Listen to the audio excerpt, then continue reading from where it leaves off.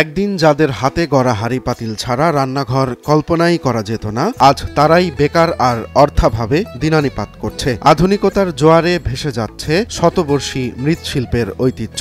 আয় কমে যাওয়ায় মানবেতর জীবনযাপন করছেন মৃৎশিল্পীরা। এই যে কষ্ট করে আমরা কাজটা যে করি, মাড়ি শুকনা মাড়ি সেই পারে এত কষ্ট করে বানাই, কিন্তু উচিত মূল্য আমরা পাই না, আর আগের মতো চলেও না। এই প্লাস্টিক বেরিয়ে আমাদের ব্যবসা এত ক্ষতিকর হয়েছে, মানে এটা নিতেই চায় না। খুব জুলুম, বেচা কিনি খুবই জুলুম হয়। কোন রকম এই যে চলি যে আমরা খুব কষ্টে চলতেছি।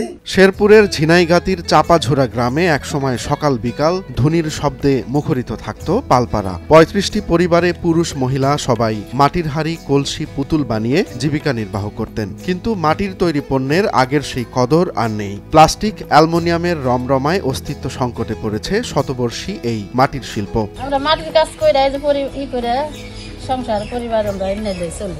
তাছাড়া টাঙ্গার নেই, জমি নেই, আমরা এই যে হাল পাতিল বিক্রি করে এনে দেয় আমরা পেট চালাই। একসময় সারা বছর ধরে চলতো মাটির এসব তৈজসপত্র তৈরির কাজ। কুমোররা ব্যস্ত থাকতেন চাকা ঘোরাতে। কিন্তু এখন আধুনিক বিকল্প প্লাস্টিক আর অ্যালুমিনিয়ামের দাপটে একে একে সবাই ছাড়ছে তাদের পূর্বপুরুষের পেশা। বাধ্য হয়ে তাই বেছে নিচ্ছে দিনমজুর ও রিক্সা চালকের পেশাকে।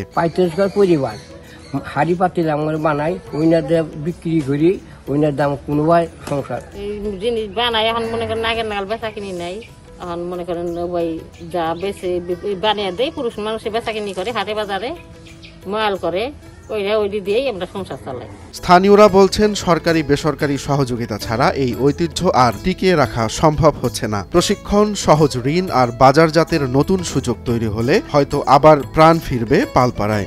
মাড়ি কাজ করি, এখন তো মাড়ি কাজ চলে না, আগে যেভাবে চলছে ওইভাবে চলে না। এখন এটা সামান্য টুকটাক চলে, এখন এই দিয়ে আমাকে সংসার চলে না।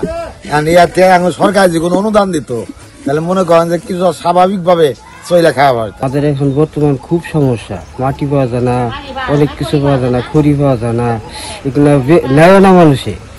নেয় না বলতে এখন গ্রামগঞ্জ আমরা বিক্রি করি, এইভাবে আমাদের সংসার চলে।